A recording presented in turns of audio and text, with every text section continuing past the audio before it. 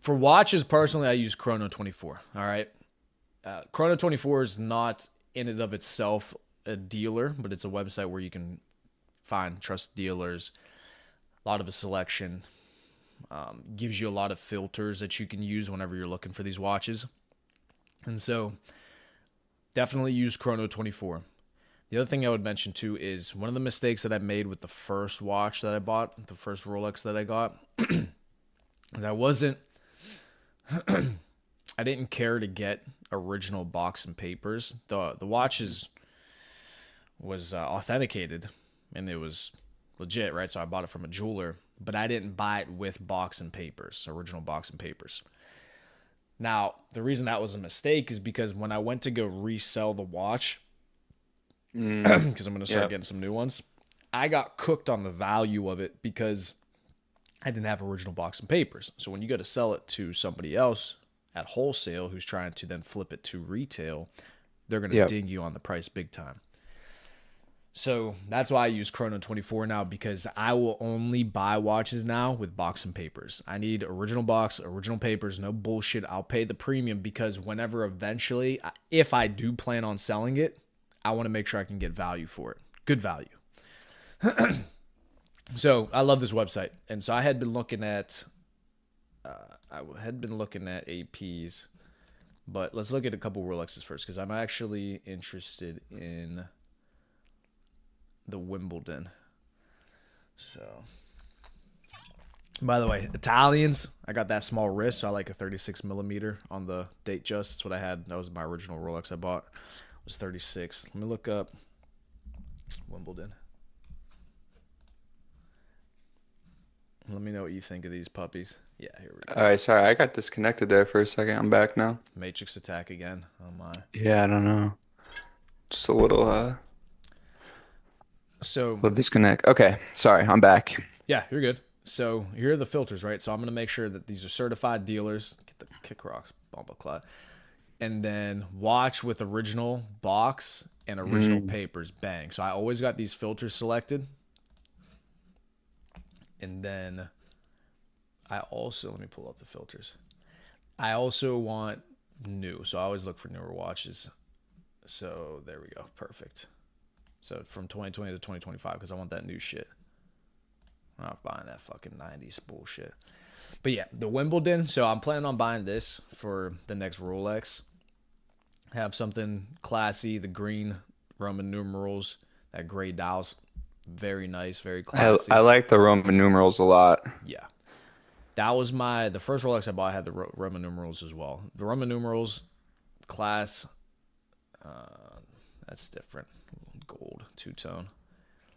But let's see, 2024 used. So you're seeing anywhere between 10 and 15,000 for the Wimbledon, Hmm. which makes sense. Let's see. Let's take a look at this one. Promoted. Make sure they can't see none of my fucking info.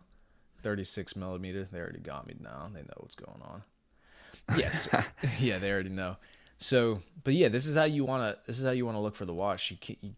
I would not buy it without the original box and papers unless you're a watch flipper. That's your hustle. You're buying them, you're flipping them, you're selling them to retail. Okay, fine. Personally, to keep, to wear, to have long term, I wouldn't get it without the original box and papers. Yeah, 100%. So, what's your thought and what's your take on gold versus silver? So something like this, somebody wants to get one, but they see this date just Mm-hmm. here, silver, obviously. What's your take on gold versus silver? I know it's a pretty, people go back and forth on it. Some guys like gold, some guys like silver. I personally really don't have a preference. I think they're both good for different situations, different outfits. Right.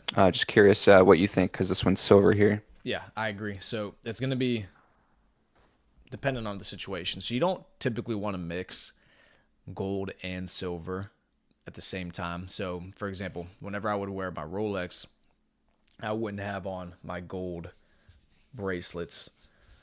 I always have my gold chain, but that's not always showing with an outfit. But you don't want to mix silver and gold, right? Hmm. So if you're going to be showing gold on your wrist, you're going to be showing gold on your fingers. If you have rings, then you want the gold watch or something to match that. You don't want to have opposites. If you do have the silver on, the silver watch, then typically you just want to allow the watch to rock and you don't want to have other gold showing because it throws off the look. So, yeah, personally, I don't have a preference in the sense that I would only wear one over the other. It just depends on what you're wearing. What's the situation? Does it make sense? Does it look good? That's why you want your first Rolex to be something that you can wear with a lot of different things. Because if you're not buying a bunch of different watches to be able to match with different outfits, you want to have something that's pretty plain that's going to go with everything. So that's exactly what I did with my first Datejust. It was silver. It was two-tone in the sense that it was white gold. So it was white gold bezel, fluted bezel. It was the Jubilee band, and it was actually very similar to this, literally this, but just not the Wimbledon. Hmm.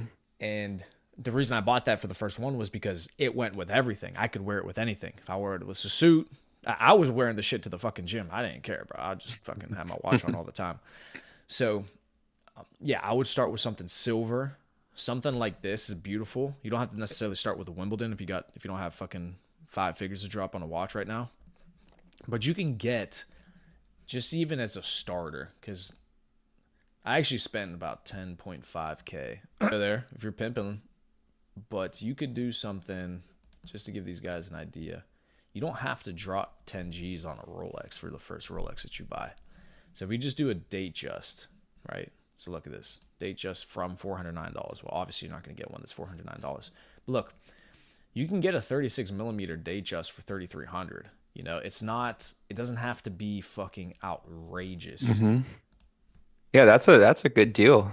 Yeah, for sure. So if you do, now I would include box and papers on this. So Hmm. where's it at? Okay, now box and papers, you see how much the price Yeah. jumps up. Yeah. That's the big difference. When you get the box and papers with it, it's going to be a big difference in the price. But again, it's, what do you want to do with it? If you're never going to sell it again and you're okay with not having the box and papers, you can go for it if you want to catch something for like 3-4 G's. Again, Yeah. personally, I'm not doing that, but if you want to, you could. Yeah, because then you're putting it at risk for the authentication. You don't know if you don't have the papers with it. You don't know if what you're getting is legit or what they say it is. Right. So you could try this. You could say, okay, it's a certified dealer through Chrono, but you don't do the box and papers. So you could say, all right, I know the watch is still legit. I just don't have the original box and papers with it. Now you're able to find it for a lot less. So you could find something for $5,000. This one doesn't look too bad. 2002 though. You see how much older they are though. Yeah, you can see the style in it. Yeah. Yeah, you can see a big difference.